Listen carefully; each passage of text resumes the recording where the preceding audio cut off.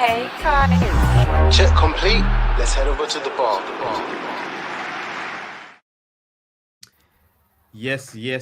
So we're back again with another episode, another stream, another live of the Varbar. This time it's a two-man step.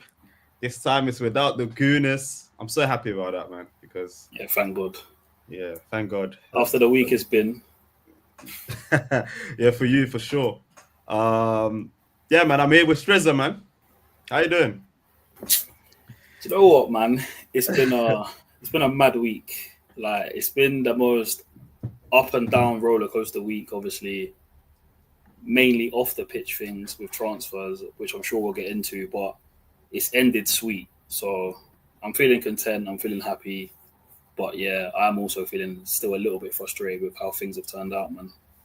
Yeah, we'll touch on that, man. Obviously, a little bit of housekeeping: like, subscribe, follow us, and if you're watching this right now, obviously jump on the chat, jump in the comments, share the link out, tell a friend to tell a friend to tell a cousin, tell your mama, tell your daddy, tell everyone, man. Let's spread the word, man. Varbar stream live. We're doing it all live right now. And I've got a few announcements, a few good things that I want to share that we're gonna add to the broadcast, that we're gonna add to the channel to help, grow and to just provide whatever, man, to provide viewing on YouTube for you guys, man. So obviously, next week, Sunday, I think, we're gonna start doing a live watch. So right here on YouTube Live, we're gonna be sitting or whatever. I don't know where people will be. We're gonna be sitting like this. Definitely me, Strizza, Toast, Shalom. And we'll be watching the Liverpool-Arsenal game live. Obviously, Strizza, he's a Spurs fan, so I don't know how neutral he's going to be, but he'll be watching this with keen interest. But obviously, me as a Liverpool fan, Toast and Mace as the Arsenal fans, it should be good. So obviously, join us in the chat. Join us in the chat for that. So what time is the game? UK time? Is it 5:30? Usually 4:30. 4:30. Super Sunday, yeah. 4:30 UK time, GMT time, 5:30 Central European time. Pull up. We might even open the live earlier. We might open the live at 4:00. 4:00 UK time, 5:00, CET. You know what I mean? So we can just before the game starts and just banter, man. So Liverpool versus Arsenal live watch here on the Varbar channel. Please, spread the word. Join us in the chat. Make it jumpy again, man. And may the best team win. Another thing that we want to announce after the international break is like a debate/weekend preview show. We're going to do this every Thursday or Friday, depending on availability. But we're just going to preview the game week. We're going to talk about a few things. We're going to talk about transfers, news, whatever's happened in football. We're going to squeeze that all into that show. Thursday evenings or Friday evenings, whenever you're free. Obviously, we're going to do this after the international break, so not yet. But after the international break, we're definitely going to do that. And man, pull up for that as well, man. Let's gist, man. You get me? We're all about talking about ball. We all claim to know ball. We all have our opinion. So the debate show, the weekend preview show, this is what we're gonna, show that. Another thing that I want to announce as well, that's coming very soon as well, that my good friend Strizza is gonna try and host as well. We will do an FPL breakdown show as well. So obviously for all my people that are into fantasy league, yes, on Varbar channel, we're gonna give you the scoop. We're gonna give you the tips. Man like FPL Biz. The one and only, only right here, aka Strizza. Obviously, he's gonna be the one anchoring this, man. Chat to me, man. Your man at FPL. Listen, I love FPL. My name in the chat already know that I'm usually quite good. I've had some decent finishes, but boy, this season I've started badly. Like, I am rubbing shoulders with certain men I should not be rubbing shoulders with. So. But now, obviously, it's game week 2, isn't it?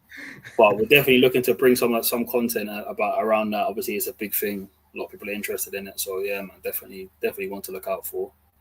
But, yeah, man, obviously, I think the biggest thing for me with it is just making it engaging. Obviously, speaking to people, giving people advice, things like that, and like trying to help people out as much as possible. Obviously, it's a big passion of mine. We're all into it, so yeah, it should be good. Yeah, man. FPL's low key science, man. But as we know, football is the least predictable thing out there. So yeah, man. Please, we're gonna announce that very soon, as well as to when that's gonna go officially live. But look out for that as well. Dates and times will follow. Okay, now let's get into the shits. Then, obviously, transfer season is still going on. We've still got a week left. You see the man behind me, Alexander Isak. I still got hope. We got a week left, but every time, it gets to 1st of September, I'm not losing hope. We still got a week. We still got 6 days, 7 days, 9 days, whatever it is. You know what I mean? What do you think, Spurs? Do you think it's gonna happen, or do you think? Do you know what? It's weird. Like, I did think it was going to happen. Then obviously you had the whole PFA awards the other night. He put a tweet out or Instagram post. Newcastle then came out with a statement saying their position remains the same. He's going to be staying. And now I just feel like I'm not too sure. Like, it's a little bit of, are they going to keep on unhappy player at the club, or are they going to just cut their losses? Because at the end of the day, like, Hal keeps saying that he's going to be welcomed back into the team and his family, things like this. He's not in it mentally, or his heart's not in it, then how's that going to work? But as you say, as the time keeps passing on, you think it's going to be less and less likely. I'm 50-50 now. I think if you asked me last week, I would have said I think he'll still go towards the end of the window. I do think you two playing tomorrow night, he was never going to go before that game. So maybe it's a case of after that game's been played, maybe he'll be on the move. But yeah, Newcastle seems to be standing strong on it. What do you think? Yeah, I'm more, let me say 70-30, man. Obviously, as the weeks go by, you keep losing faith. But I like the way, obviously, the statement, I think, kind of, I know Newcastle put out a statement as well, but his statement, he's standing on business, saying that, there were broken promises made, things are being said in the media. Yes, I am doing this. I'm taking a stance. I want my move. Newcastle have not delivered it. At the same time, I see it from Newcastle's point of view as well, where obviously they've been trying since the beginning of the transfer window to get a striker in. Delap, Joao Pedro, Sesko, like name it, like hella people, and none of them has landed in it. So it's not as if Newcastle haven't tried on their part, but maybe Isak feels like they haven't tried hard enough, or they just kind of acting like they're trying, but they're not really trying to get any deal over the line because there's been too many no's on their part in one summer, you know what I mean? So I don't know, man. I do think that after this game, we'll get more clarity as to whether he moves or not. Because if you watched Eddie Howe's interview, post-match press conference, sorry, he did say like, yeah, there'll be a resolution very quick. So yeah, man, let's see, man. I don't know, but I need him. I need him local, cuz. Look how he looks in the shirt. Look at that. Thing is, I just think, there's obviously pressure on both sides, but Newcastle are in a good position because I can't see obviously his contract expires in 2028. I don't see a world in which he goes a whole year without playing, especially with the World Cup next year. I don't know if did Sweden qualify. I don't know if they did or not, to be fair.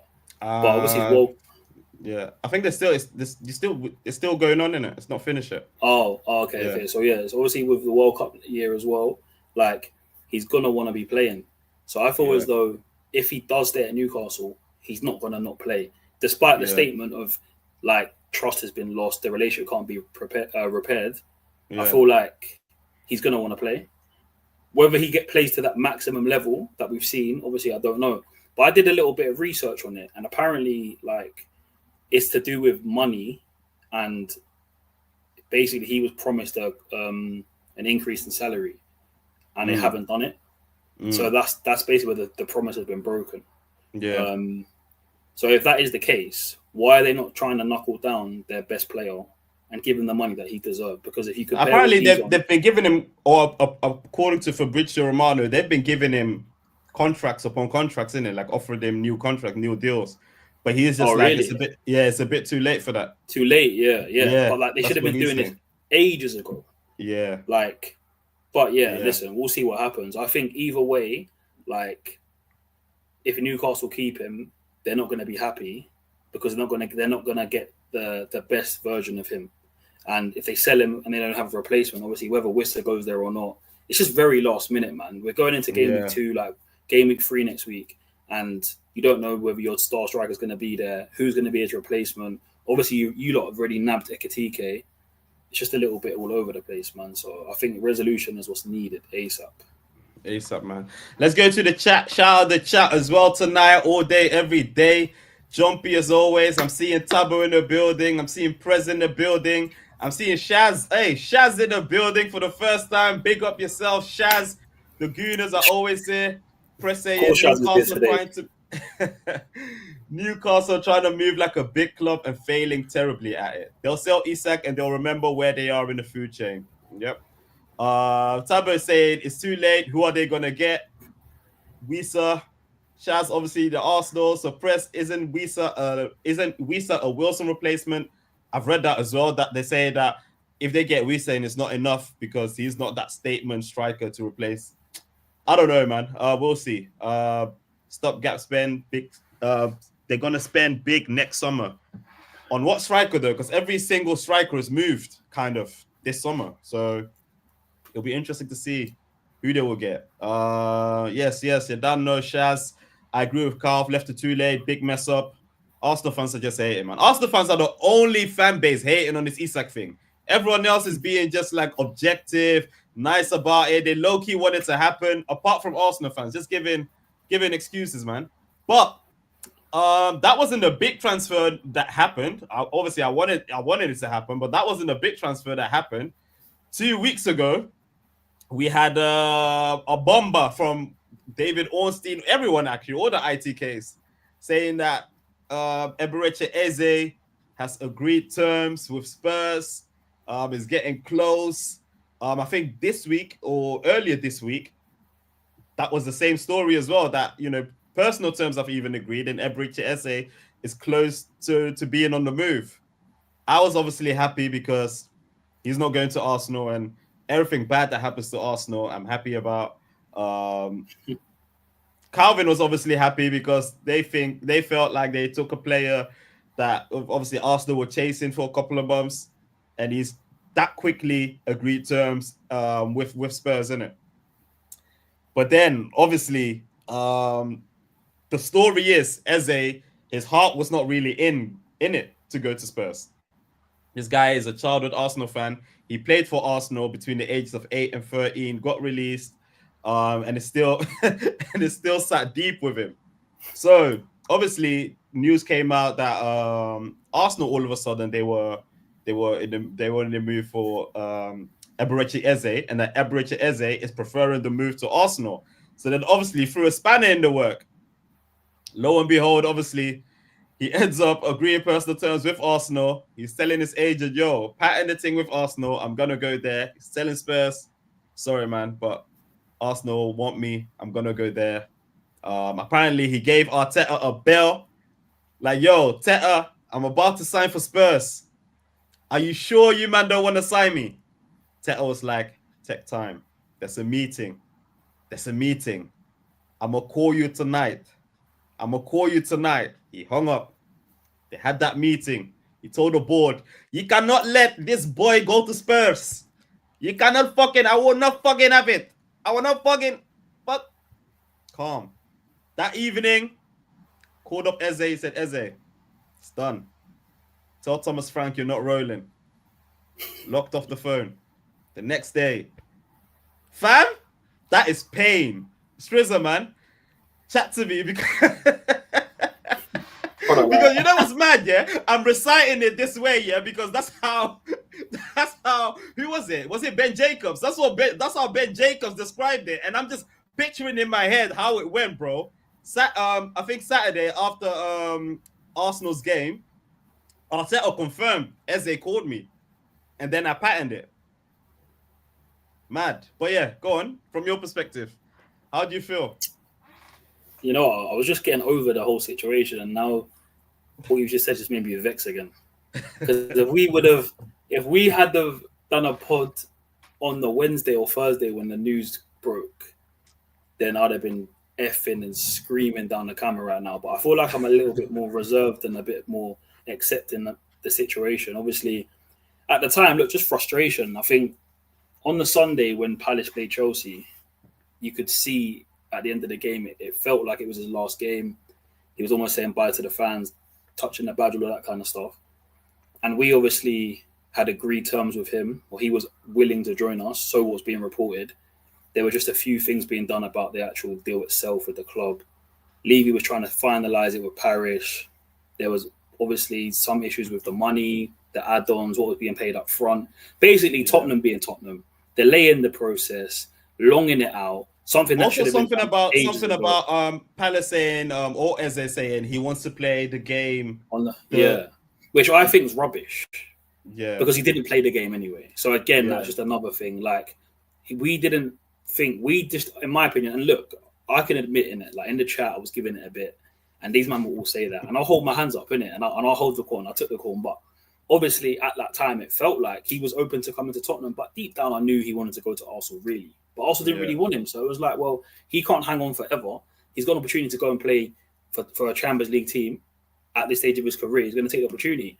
Now obviously he's gone to Arsenal, which I understand, and I'm happy for him after watching the videos of Ian Wright and stuff. I said to Shaz earlier, like I understand and I'm happy for him, because in a way, if we had signed him, of course, like we're signing a quality player that would have improved us, but he's an Arsenal fan. He didn't want to be there.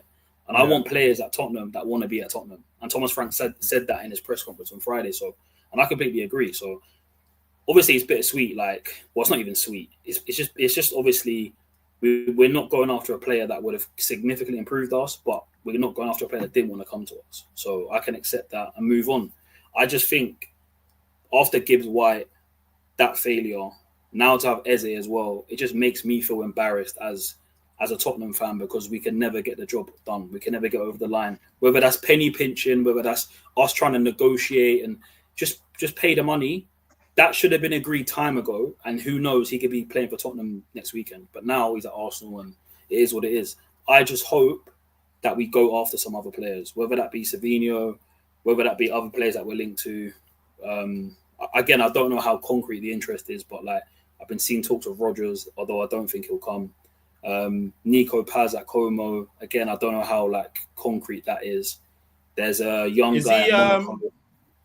The Nico Paz guy, is he because I know he's a Real Madrid guy. Is he fully, did they buy him basically from Madrid? Or is he still out on loan? Okay. Nah, they bought him, but I think Madrid have got a buyback clause. But it's only valid till next summer. So look, I don't know. I don't think Como will sell anyway, because he's like pretty imperative to them. Look, it's the same thing with Isak. It's very late now. You're not going to get your first choice. They're not going to, if players are that we're linked to are probably played the first 2 games of the season, they're at the club, they've done a pre-season, it's difficult to make moves at this time. Yeah. So once again, we're here waiting with a week left of the transfer window, not knowing who we're going to have, and it's just not good enough.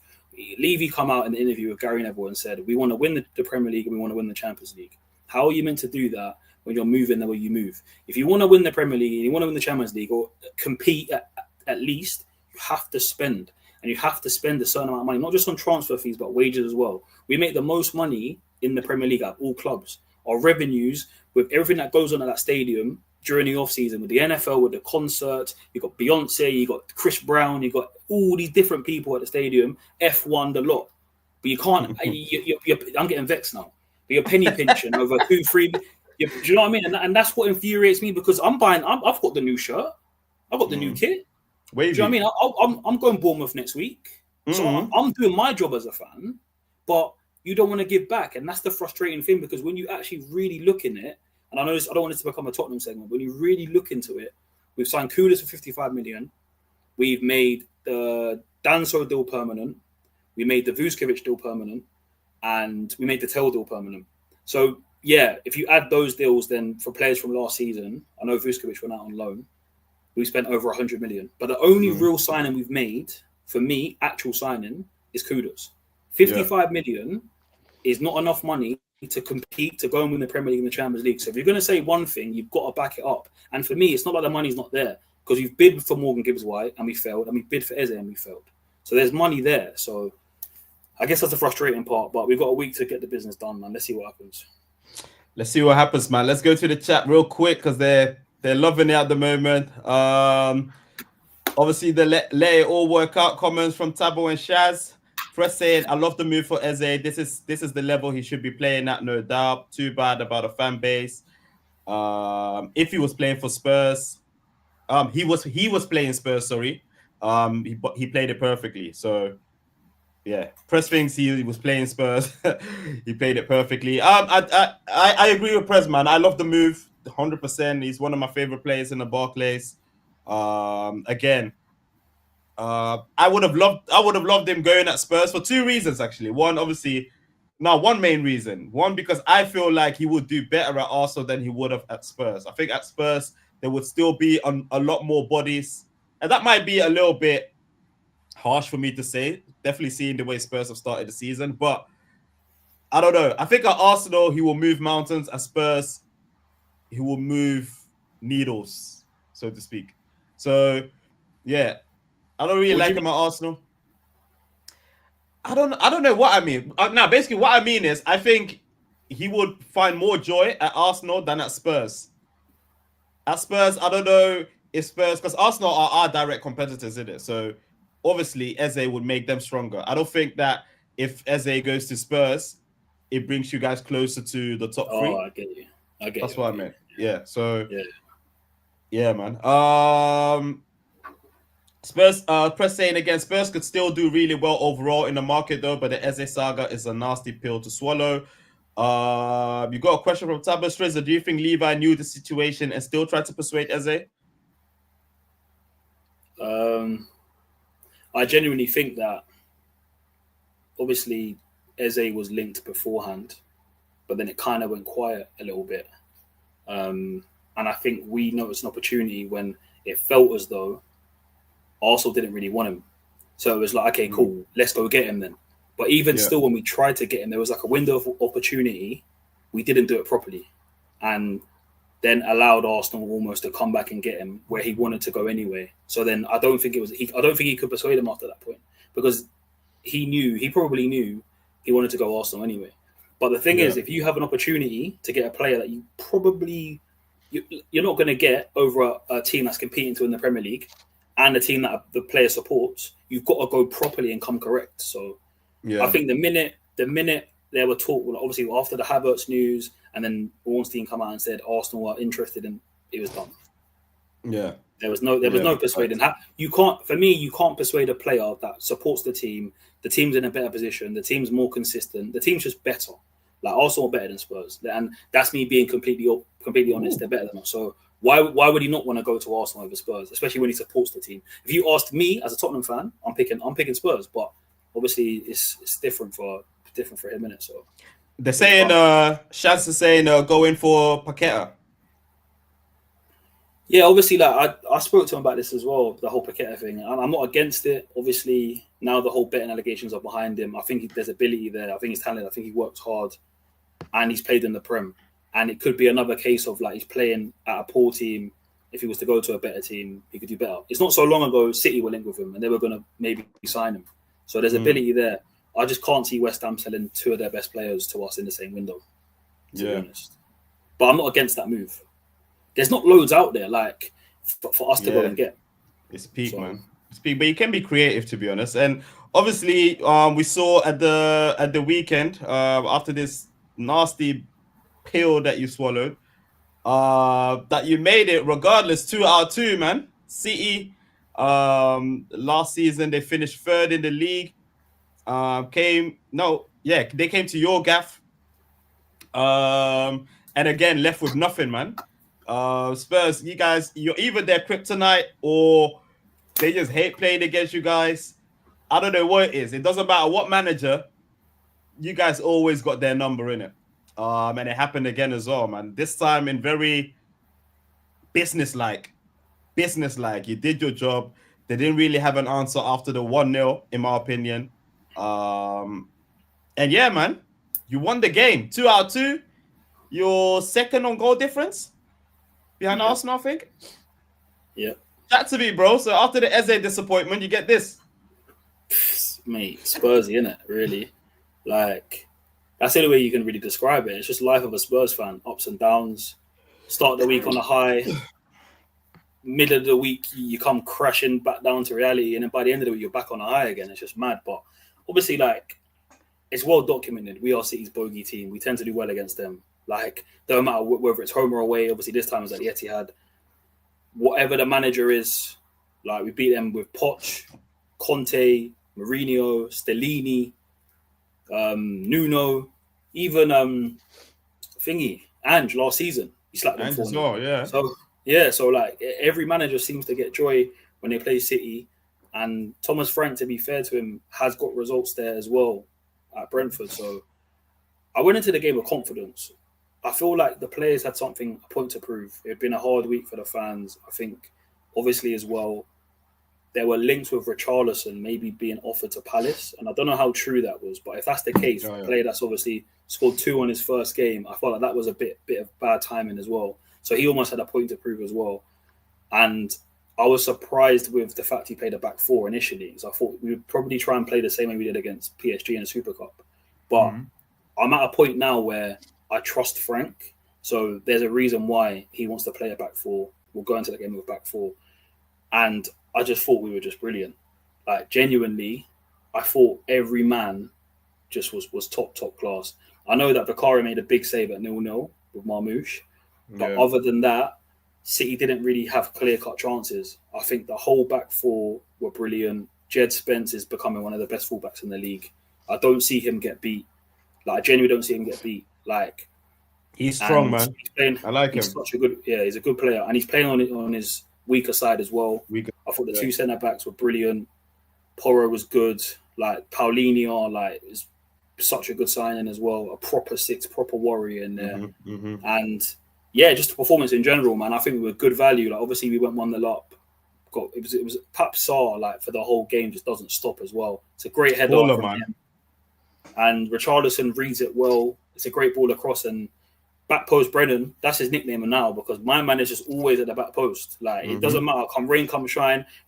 I say it every week. I don't like Brennan Johnson, but I can't say nothing about him, because 2 games, 2 goals at the back post. Johnny on the spot. They're remotely not the same player, but I've got the same with Cody Gakpo. Like, I don't like him.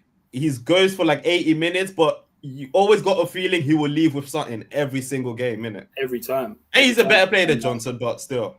Relatively speaking. But I just think, to a man, like, we were just brilliant, and we defended so well. Obviously, the second goal was a massive mistake from Trafford, but again, it came from us pressing them. And to be fair, I don't think City just didn't look comfortable.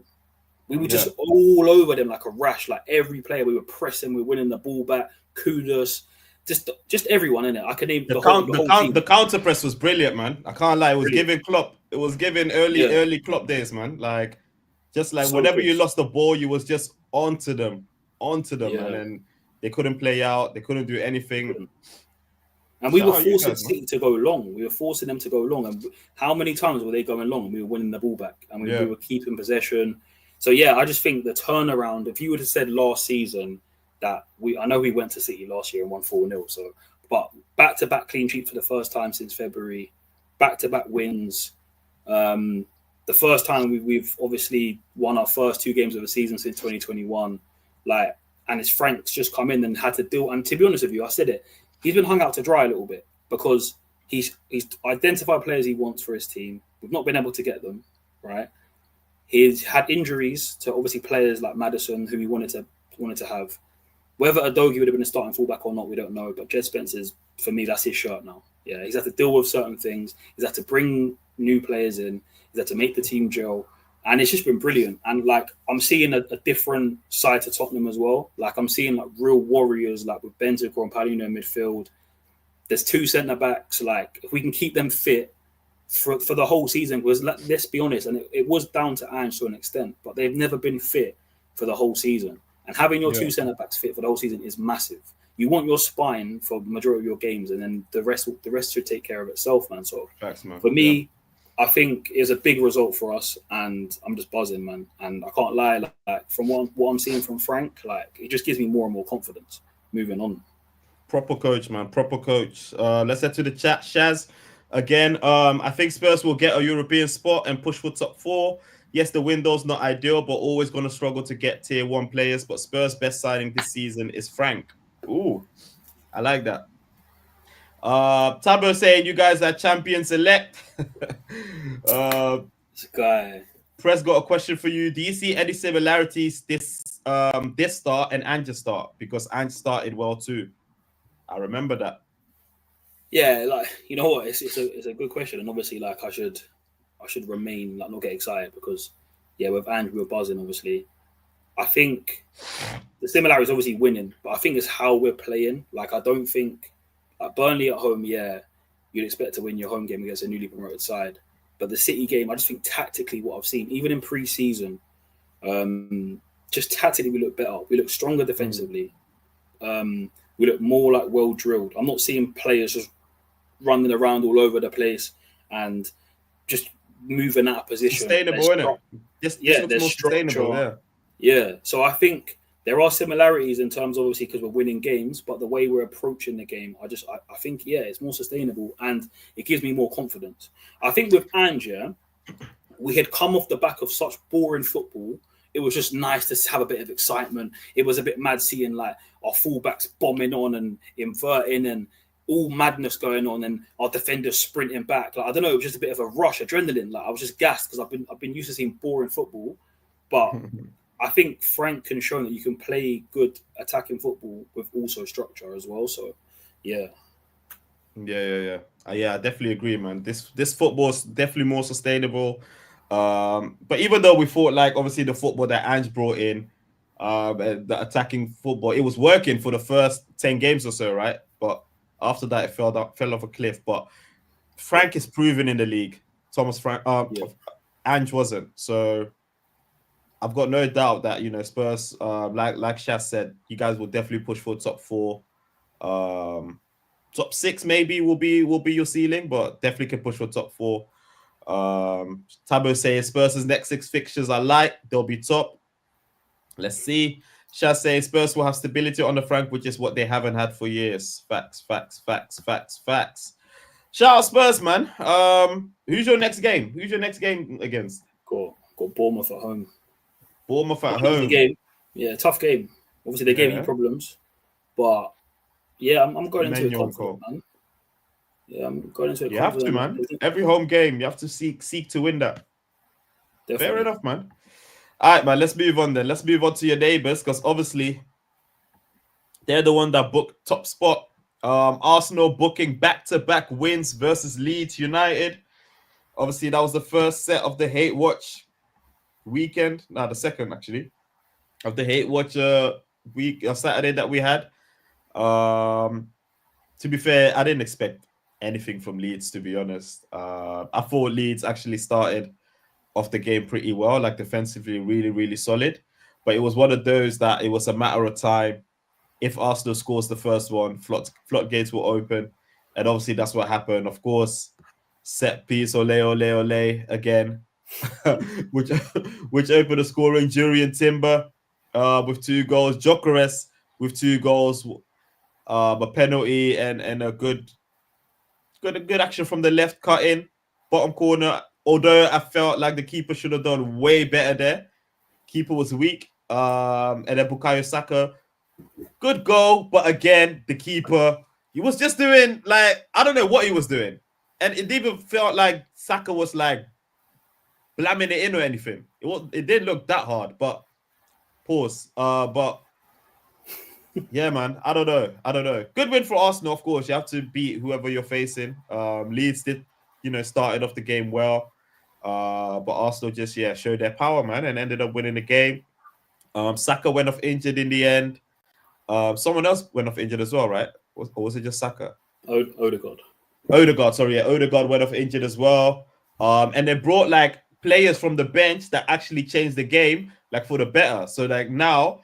especially when Odegaard went off and Ranieri came in, you saw that they created a lot more chances from open play. And now you can kind of, I know it was Leeds, but now you can kind of be like, yo, okay, Arsenal, they have a bit about them. Martinelli didn't come on.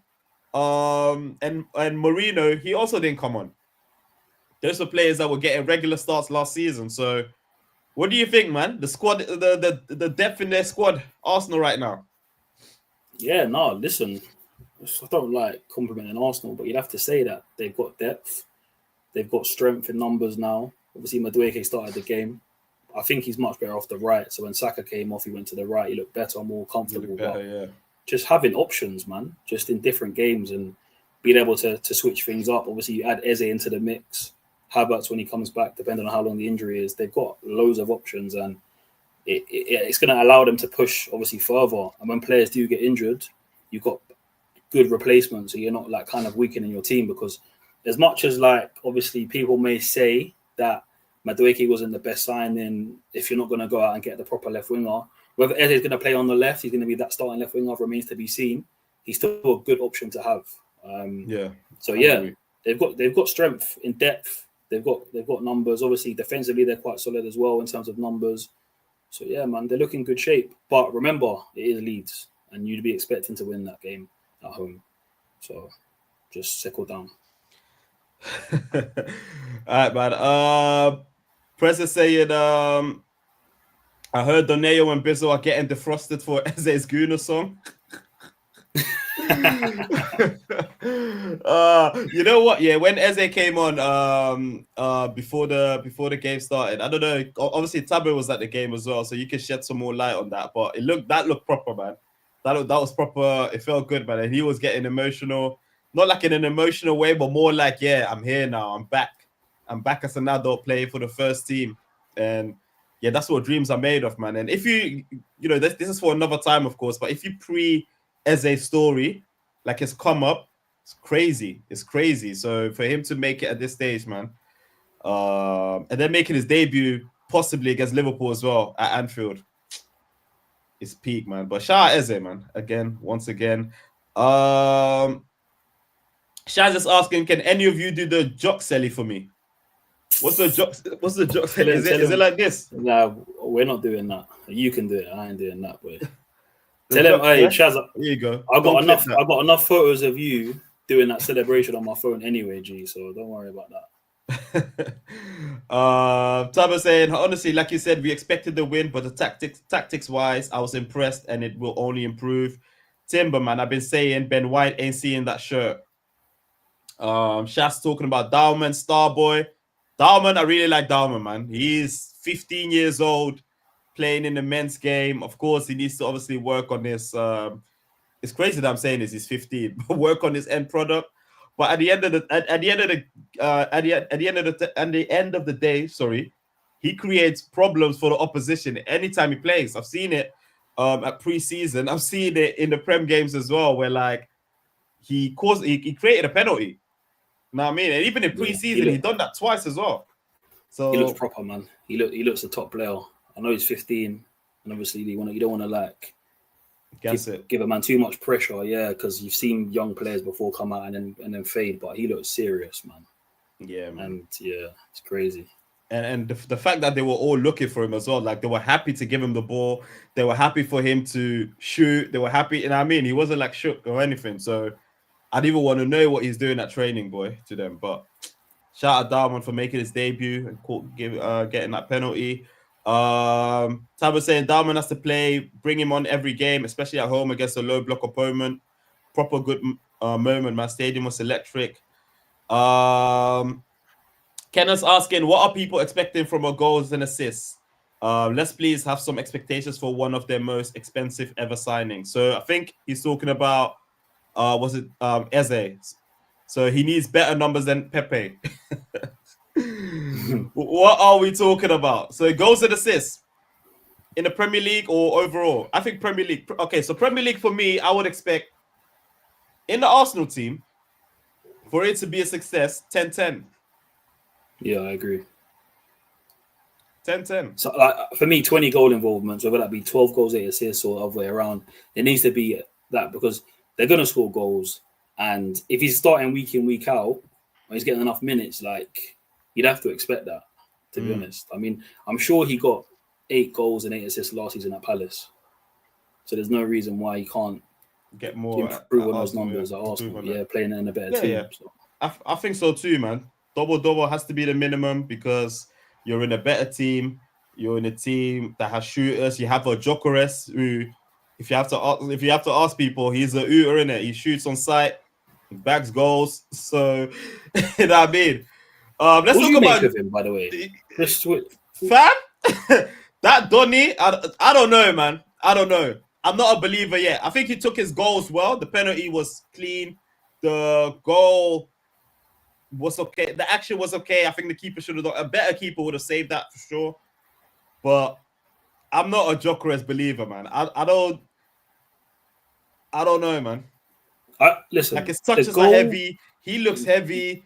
He doesn't look clean. He doesn't look silky. It's not nice to look at, man. Don't get me wrong. Arsenal fans, and I'm sure they'll agree in the chat, they don't care if he's aesthetically pleasing on the eye. If he puts the ball in the back of the net and it gets him over the line, that's all they care about. But like from a perspective of, do I think he's going to be the guy to do that? I don't. Like in the games like yesterday, where you're allowing him to come inside onto his stronger foot and not show him down the line and then have a shot on goal, yeah, that's fine. But realistically, a good defender is not allowing him to come inside. It's not like he's a jinky majinky and he can drop a shoulder and step like Ekatike or something. So you're worried he might take me line. Gyokeres ain't taking no one line. Because if he tried to, he'd just run it off the pitch or something like that, or he'd get the ball, he'd trip over the ball. So you're just allowing him to just come inside. Look, took the goal well, but I'm not a believer, man. And I watched the game yesterday with Shaz, and there was some like the one in the first half where he could have just took a touch and just slotted it, and he like slide tackled. I don't know, man. Yeah. It's looking very. You could tell he was doing bits in Championship, man. Like it's looking that, bro, like a Championship striker. But let's see, man. Let's see. Press is saying Eze back when he was doing the 2-man step with Akinfenwa at Wycombe Wanderers came a long way. Yeah, man. People forget he was there. He was at QPR, I think, as well. He was doing madness. Kenneth's asking Akinfenwa teams or Gyokeres teams. Akinfenwa all day, man. Don't play with Akinfenwa. He's a Liverpool fan as well. Press is agreeing. Double has to be minimum. Tabo saying double as well. Do we think he's going to live up to his hype? I'm guessing you're talking about Eze, Tabo. If it's Eze, I think so, to be honest. I don't think he'll flop at Arsenal. I think he'll do well. And I think he'll show that he'll be one of the main guys in the Arsenal team as well. Yeah. Simply because of the type of player he is, man. I think, it's not that hard. Not that hard at Arsenal, I think. Press saying, someone says Jock looked like he was playing in a Legends match the way he took his first goal. Fam, that guy, anyways, man. He's just stiff. That's anyone who's just stiff, man. But anyway, he scored 2 goals in it, so he's done his job. He's done his job, man. You man are just waffling. We're just seeing how we're seeing them, man. We all watch the game, bro. We all watch the game, my guy. Let's move on to your other London rivals then. 5-star Chelsea win away to West Ham. Now, obviously, this was the Friday night game. Chelsea, this kind of upset me, man, because this was the ideal game for Cole Palmer to stat pad. What am I seeing? He's injured. Because I saw the team sheet. I saw Cole Palmer is there. I was like, calm. We're eating today. He's injured. I didn't even enjoy the game, man, after that, man. I wanted Chelsea to lose. Lucas Paqueta with a screamer. But then, obviously, after that, Chelsea took over, man. João Pedro over goal. Caicedo, Enzo, Neto, and Chalobah to finish it off, man. However, I didn't think Chelsea was good, man. And I've been bigging up Chelsea this whole preseason. I've been bigging them up. But I thought this was a lot to do with how poor West Ham were. And they were poor after that Paqueta goal. Like, they let it all... Yeah, the cards were falling down. The house was falling down there. Chelsea, I wasn't 100% impressed. They still look like they're finding their way, especially in an attacking type of sense. It still needs to click. But I think once it clicks, maybe later down the season, there will be a problem, even against the bigger teams. You know what I mean? So, yeah, man, shout out Chelsea. Have you got anything? Yeah, no, I'd agree. I think West Ham was shocking. I think, obviously, they went well up early, but just capitulated. Yeah. Graham Potter looks like he's thrown the towel in already. We're in game week 2, and I don't know how it's going to work at West Ham. I think he might be gone soon because there's no improvement. They look worse. He's been there for long enough now, and yeah, the keeper, like every time Chelsea had a corner, it's like they were going to score. He's just flapping about. He's on the floor. Like it's bad. It's bad that. But look bad, man. I do want to shout out one player though, especially. I think he is unbelievable, Caicedo. I think he is just different gravy. Like he wins the ball back all the time. He's always on the front foot. And you know what's impressed me as well? His passing. Like his through the lines passing is so good as well. Like I think he's just elite, top player. Pace on the floor, grass cutter. Just, I mean, that's what he's the best 6 in the league for me, man. 100%, man. Like he's different. Absolutely love the guy, man. Press saying agreed. Chelsea didn't look great. West Ham were just really bad. Can't deny there's a lot of talent in the team, young talent as well. Yeah, very very young talented team. Not that much experience. I think this Chelsea project, give it like. And if they stick together like 2 seasons or so, it may be a force, man, and add like experience into that team. But yeah, West Ham shocking. Do you guys think Potter will get the sack soon? I think he will, man. Can't lie. Yeah. Because how long do you give it? The thing is with West Ham, the recent manager appointments, they got rid of David Moyes, who obviously brought them the Conference League. They tried to go for like a different style of manager. It didn't work. They've got Potter, who. Yeah, which was dumb. You could argue, that Potter was an upgrade on Lopetegui. Mm-hmm. He's already been in the Prem before. It didn't work at Chelsea, but he did well at Brighton. Give one up opportunity. I don't see it working at West Ham. Like I just don't. I look at their 11 as well. I just think it just like it's just not great. It's not that they ain't got good players because I think they do, but the midfield is just so lacking anything. Wan-Bissaka Friday as well. Oh, Jesus Christ. He was, and they're saying that he's good. He's meant to be good defensively. Like his back post work is one of the worst I've seen. It's one of the worst, man. He just switches off. Like when the ball comes from right to left, he just switches off. But and then he just gives you nothing going forward as well. So it's just like who's like what United fans initially thought what Wan-Bissaka is, Jet Spence. That's what they thought they were getting from Palace. But obviously Jet Spence he still needs to show it properly on a higher level. But yeah, Wan-Bissaka was terrible, man. But yeah, shout out Chelsea for the win. That's 4 points for them. And then let's move on to tonight's game, last game of today. Manchester United got their first point of the season against Fulham. They still haven't got like an actual. I mean, did they get was an own goal, right? Muniz. So no one has really scored yet for United in 2 games, but they got a goal header from Euro, which was going wide. And if you watch that goal again, you'll figure it out. How do you head it like that and it goes wide? But anyways, Muniz got in the way and it went in. And then Emil Smith-Rowe scored the equalizer. And then, Fulham were pressing in the second half, but couldn't get the second goal. I did think that United started the game really well. They looked fluid. They looked, they had a lot of chances. Cunha specifically was moving crazy. The counter press looked good as well. They were recovering the ball really quick. But again, Bruno Fernandes, man. I think this has been my issue with Bruno Fernandes. Yes, he creates a lot of chances. He gets a lot of assists. He gets lots of numbers. But the amount of passes he spazzes them. But the amount of chances he misses, he wastes. It's crazy. There was one like slip. I don't know who it was. I think it was Dorgu.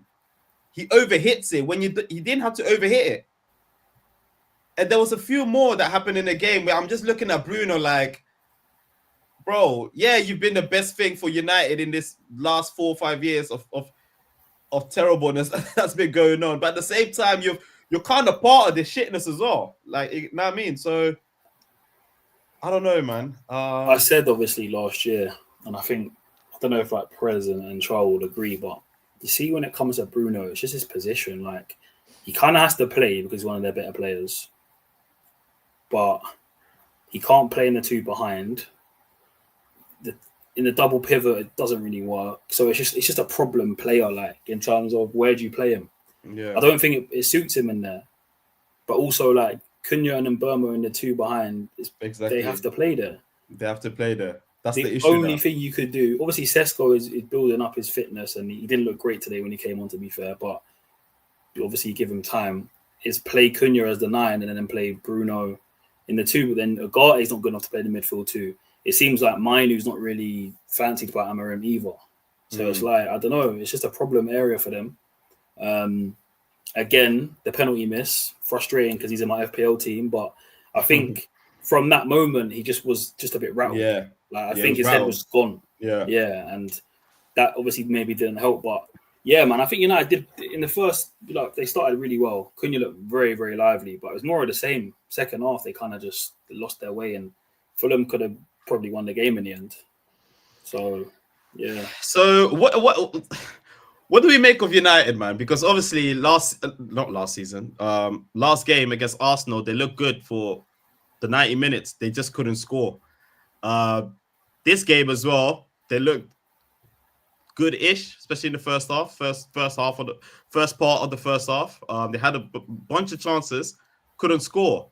But they do have shooters in their team like Mbeumo, Bruno, Cunha. Well, they just seem to not be able to find the back of the net. Why do you think that is? I think it takes time, man. I think obviously they were unlucky not to score against Arsenal. They were unlucky maybe not to get a few more today early on. Some of it's bad finishing. Obviously, missing a penalty, you'd expect your player, especially Bruno, who's got a good penalty record, to score a penalty.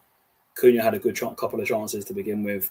Just being clinical, and that comes with time. I don't think United have any issues like in terms of scoring goals. They'll probably go and beat Burnley next week, score 3 or 4, and then it's a different conversation. I think just they were wasteful in moments last week and this week, and obviously, although a draw away to Fulham is not to be sniffed at. Like a lot of teams go to Fulham and lose, so it's a hard place to go. So it's not a bad result, but obviously with the chances they created early on, you'd be disappointed. Yeah. But Fulham came into the game well. Marco Silva tactically made some switches, substitutions, and obviously like they will probably deserve the point anyway. So I think it will click with United. I will say though that I would be concerned with the fact that when Sesko's come on, he's not looked quite at it. And obviously you paid big money. He's the guy that you're expecting to score the goals as well. Yeah. I don't know what these men think about him. Obviously it's early, you're not going to judge him. But I think they have to start him. Start with a 9. Yeah. Start him the next couple of games and see what he does. You know what I mean? But maybe he's not fit yet or whatever. But just throwing him in like that, of course, that's going to be difficult. Just start him. Yeah. Press saying Bruno needs to go. Yeah, they need to sell him, man. They could have sold him to Saudi, but Bruno rejected it. Dorgu was dog shit. I mean, I like Dorgu. Press, you have to elaborate on that, but I definitely like Dorgu for some reason. He gives some different. He's very raw, but he gives different energy, man. He's always on the front foot. He always goes forward, but then obviously the end product is lacking severely. But again, man, young kid. I don't mind Dorgu. I think Dallo when he came was terrible though. Like, I think he gave the goal away. Yeah, he gave the goal away. I don't know. My man tried to do like a turn. Yeah, I don't know why he tried to open. He not even checked his shoulder. Tried to turn and open his body up. Got caught. And even when he came on, like going forward, I don't know. Man. Press again saying it's all false pretense. Football isn't the football isn't sustainable. No patterns, just hope and pray. Outside the first 20 minutes, what did you see that looked convincing? Definitely agree, man. It didn't really look convincing. Amorim as well, man. His record in general since taking over from Erik ten Hag. Let me do the Jay-Z meme again. It's less than that even. Was it more games than points? More games than points, bro. 28 games, Crazy. 27 points or so, 26 points. Crazy. Mad. Tab saying, I told Ninjas last week that United had the same issues, Amorim getting sacked. Man, they backed him heavy this summer That's as the thing. well. You can't sack him. I think he has to finish the season, man. Yeah, if you sack him, one, who you getting? And also, every player you've just signed, what is that like? What happens then? You signed it for his system, innit? And he has a unique Yeah. system. So it's like you're finished. And I think United need to kind of like stop the sacking kind of thing. Just go with emotions. You kind of have to. It has to go really bad for it to get good. Obviously, Arsenal did it. Liverpool did it with Klopp. So try and stick to it, man. Let's see. Pressé and Dogu wasn't good today. Just brain farts. He's athletic, lively, and a handful, but just very immature at the moment. Yeah, man. He'll get there, man. Yeah, brain farts. I hate players that have brain farts, man, especially if they play on my team. But joy to see on other people's teams. Anything else on United? Who was Mbeumo? What were we thinking about Mbeumo? He looks sharp, good, fast, energetic, not fat. I mean? I like Cunha. I like Cunha. I like Mbeumo. I like both of them. I think they're both ballers, man. Yeah. That three at the back, man. I don't know, man. I don't know, but I've never knew, man. And Kenna, obviously, I don't know if Kenna's watching, but Amorim, you have explaining to do because that was your boy. You wanted him to come and coach my club, to come and do that three at the back nonsense at my club, bro. So come and defend him whenever you got the chance, man. But yeah, shout out Fulham, good point. Marcus Silva, he's funny. He's a funny guy, man. That guy always looks frustrated, man. I never see that guy happy. He always looks frustrated. But yeah, Fulham. They just gotta do whatever they gotta do, man. Finish like between 10th and 13th place, and just be there and about, man. Let's go over to the other games that we haven't covered. Bournemouth beat Wolves 1-0, courtesy of a Tavernier goal. I actually watched that game live, man. Again, Wolves is just a team full of bouncers, man. Full of bouncers. Like, I look at that team. If you look at their 11, there's no one that you would look at. I think Press said this last episode that you think like, yeah, I'll take that. Obviously, there's Strand Larson. He's someone that people would take. But other than that, man, and that Andre Donny in the midfield that they have, I like him as well. Yeah. I like João Gomez as well. Yeah, but that team, I don't know, man. It looks very. Where did you find these players? Just brought random players and put them in one team. Even that Totti Gomez, Donny, just his name, the way he looks, he kills me, man. But yeah, Wolves. I don't know, man. Wolves I don't think they'll go down, but I think they'll be in them like same as always, just in and amongst relegation battle, but won't go down. You think they're good enough to stay up, yeah? I just think the manager's all right. Yeah, I think he came in last season. I know they had Cunha, which helped. They obviously lost 8-0 already. They lost Semedo, but I think I like the manager, so I think they'll be all right. Mad. Bournemouth as well. Semenyo, I got Semenyo in my FPL as well, and he missed bare chances. He could have had a hat trick that day. That kind of upset me, man. What's the chat saying? Press. I think he's talking about United still. The 210s are going to be the only bright spark this season. Cunha and Mbeumo are cheat codes. Hopefully their talents don't go to waste. Yeah, that United is a graveyard, man. But I don't know. I think they'll click, man. Premier League experience.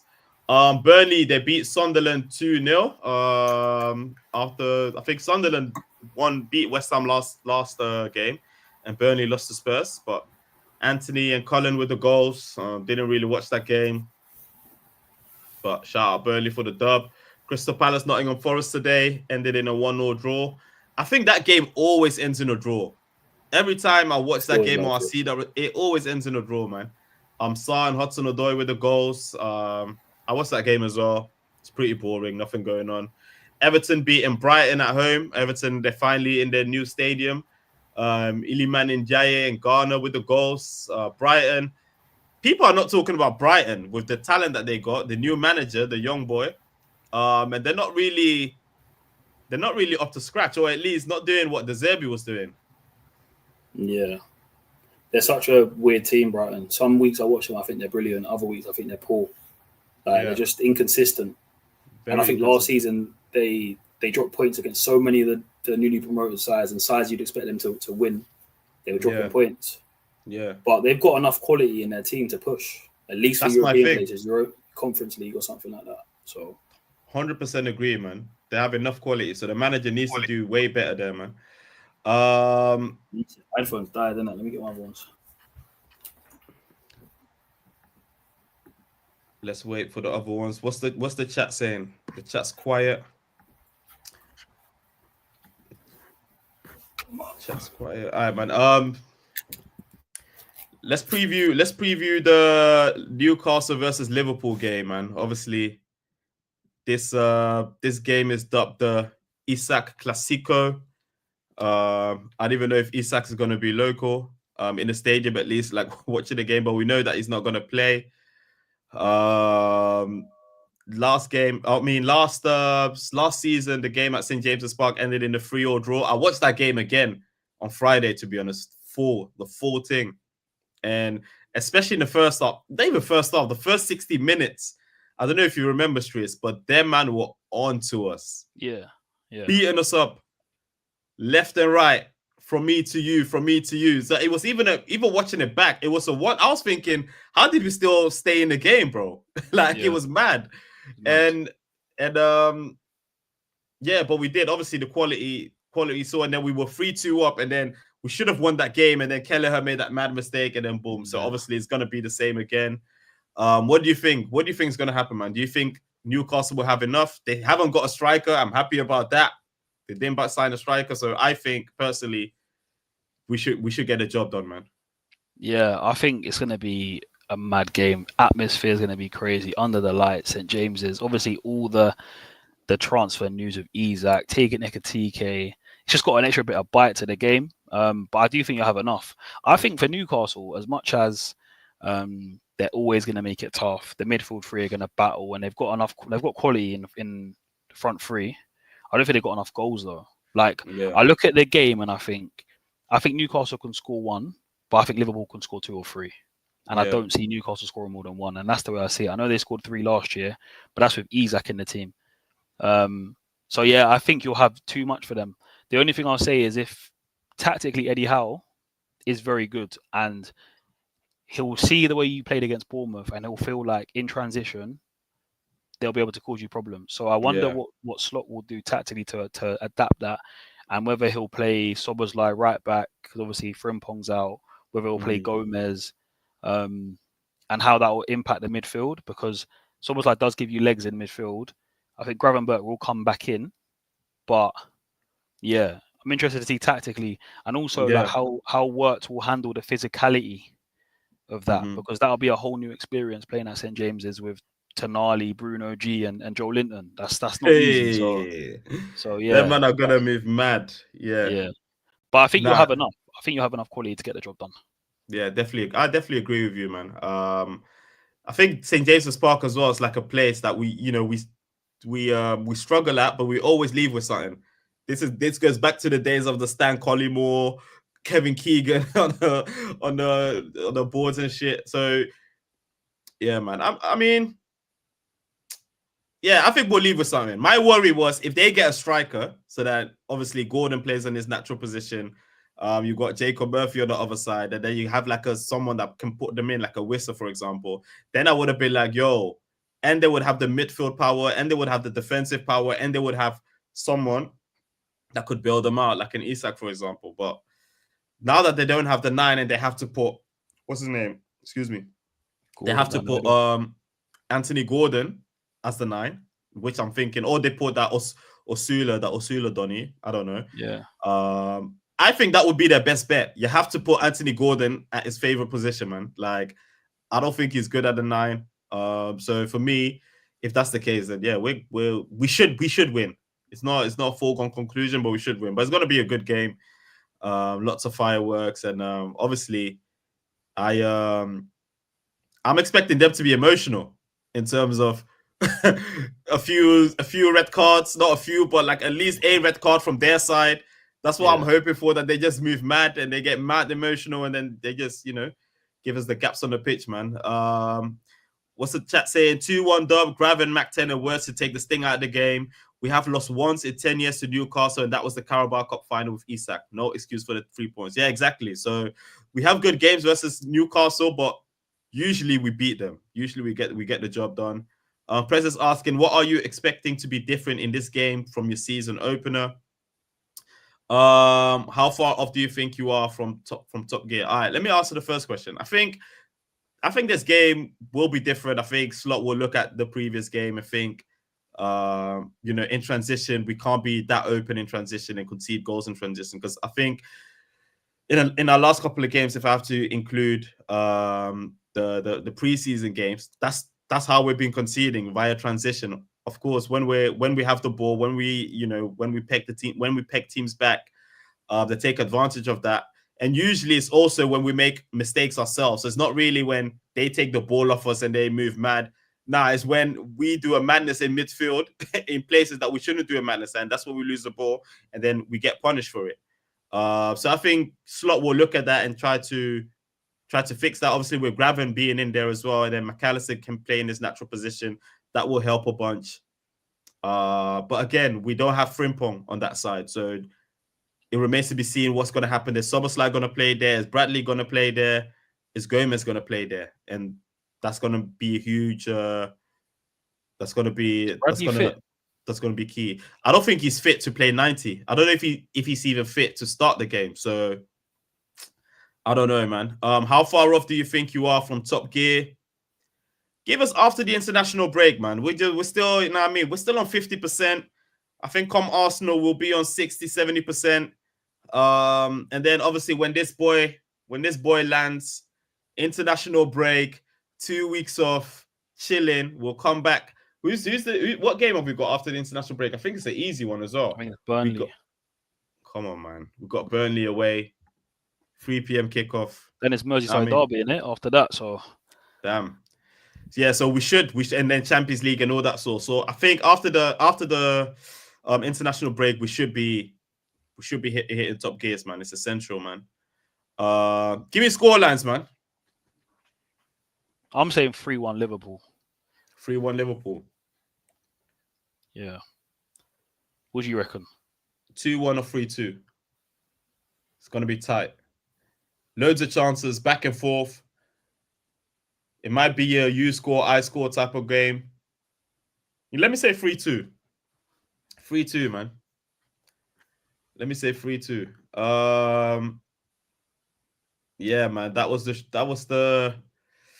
the Premier League reviews, the Premier League recap, man. Of all the games. Obviously Chelsea with a dub, Spurs with a dub, Arsenal with a dub. Let me check the table real quick, man.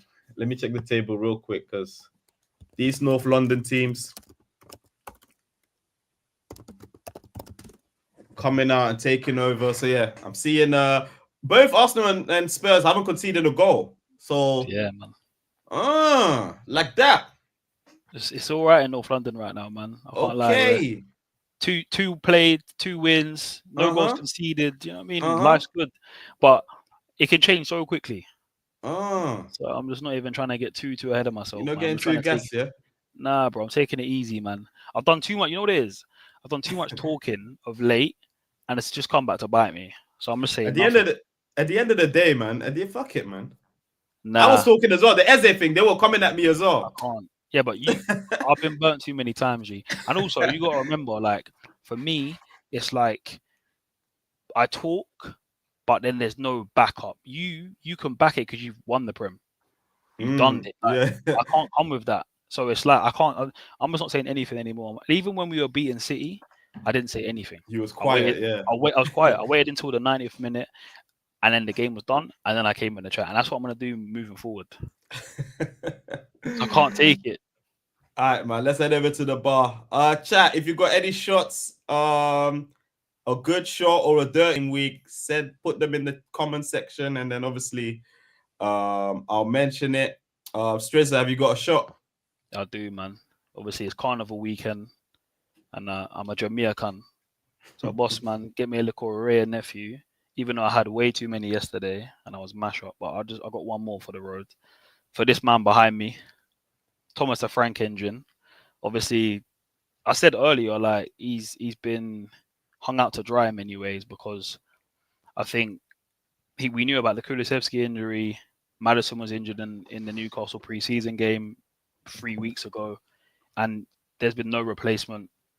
We linked with Gibbs White. He wanted him. We didn't get him. Linked with Eze. Wanted him. Didn't get him.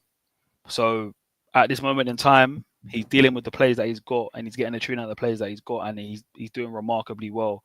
Yeah, we're 2 games into the season, but tactically, I think the team spirit, I think the way that the team's adapted to playing one way with Andrew in a completely different way now. Like I'm seeing a lot of improvement in my team, and I'm happy, and I'm feeling better than I felt obviously on Wednesday. So I want to give him a shout and a shot, man, because I think he's done a lot in a short period of time. I just pray that the last week of the transfer window, man, back him. Seriously, back him, because I think if we back him, and I said it before, and I've been wrong, but I can see if we back him, we've got a serious manager who can maybe take us places that we haven't been. Jesus. Thomas the Engine Frank himself. Shout out Thomas, man. My shot will go out to Mohamed Salah, man. Obviously, the first ever player to win 3 PFA Players Player of the Year awards. Now, this is not something that we need to sweep under the rug. This is not something. He's the first. Won it 3 times. No one has ever won it 3 times. And this is a award that's been voted by the players. And he's won it 3 times, man. And yeah, I have to big him up, man. Mohamed Salah. I've always been saying it for the past 5 years or so. This is a Premier League all-time great. I think last season he solidified that with the most goals and assists in a single Premier League campaign. And then obviously off the back of that, his peers voted him, the best player of the league, man. So 3 PFAs. My shot will go to Mohamed Salah. Greatness only. Give us one more season, and then we'll sell you in the summer. And then we'll use your money to buy Michael Olise, man. You know what I mean? Cheers, brother. How greedy, man. Hey, I saw those links. I was awake. I was like, Yeah. yes, it makes sense. It makes because apparently he has a release clause. I saw that, yeah. And Kane as well. Yeah, he's top, Elise. He's very good. But yeah, Salah's a GOAT, man. He's a Premier League GOAT. He gets disrespected. I don't know if Shaz is still here, but obviously that's Shaz's guy, him being Egyptian as well. And yeah, man, he deserves his flowers massively because he's consistently been that guy. And like I said, he gets disrespected, man. And I don't know why. I don't get it. How many players, just think about how many players have you seen being consistent for 9 seasons? Bro. Never mind their club, right? Their club hasn't been consistent, but that player himself has been for 9 seasons, bro. And I don't want to put him in the GOAT list. It's unheard of. It's the levels of consistency. That's Messi, Ronaldo. And even in the seasons where he wasn't at his best, he still gave mad numbers. There were seasons where, and I don't want to do the whole comparison thing, where Hazard was poor and scored like 1 goal. Even in Salah's worst seasons, he'll always minimum get you 15, 20. Yeah. Do you know what I mean? Like he's ridiculous, and yeah, man, he deserves all the credit in the world. So, 100%, man. We've got one more shot from the chat. Tabo, my shot goes out to Big Vic. 2 goals, 18 to go. Oh my day. Where's these nicknames coming from? Big Vic is mad, That's a pause. That's a why. That's a big pause. I can't lie. Fire for that. But listen, I can't lie. Yeah, obviously, Tarls was at the game. Munya, their man was at the game. Yeah. I actually want to know, like, maybe off air, like, what these man thought of his performance. Like, take the goals away. Just like they're gonna lie to you, bro. Be objective. Were you impressed with what you saw? Because I wasn't. I'm not gonna lie. And I guess if he's scoring goals, then you're calm. Like that's what he's paid to do. And if he does it, if he scores you 20 goals, calm. But bro, I don't know about him. Yeah, man. I don't look at Big Vic. Pause. I don't look at him and think, yo, he's gonna cause us problems when we play Arsenal. Nope. Not really. The only thing is like if we give him that space, if we give him that freedom, then obviously yes, of course. But I'm not looking at him to man. Come on, man. But anyways, man, this is the end of the show. Again, like, subscribe, and follow us on Varbar Podcast and all the socials if you haven't already. Tell a friend to tell a friend. Thank you to the chat, as always, for being active, for joining. And catch us again, man. Next week, Sunday, we're doing the live watch. And straight after the live watch, we're doing the recap. So we'll put the times on in terms of what time it will all start. But yeah, it'll be a long afternoon / evening, man. My name is Andrew, aka Rapping Drew, I am here with Striz. Any final words? No, man, just as Drew said, man, like, comment, subscribe, all that good stuff. Thanks to the chat. And yeah, we got a lot coming for you, man. A lot of new stuff. So stay tuned, stay posted. Before we go, Tabo in the comments saying, responding to you, bro, I still think there's lots to come, but I think we know he's not a baller, but he knows where the net is, which you will give us the space. Oh, so you think Liverpool will give you the space? Calm. Let's see, man. Fair. Yeah, let's see. Peace. Bless.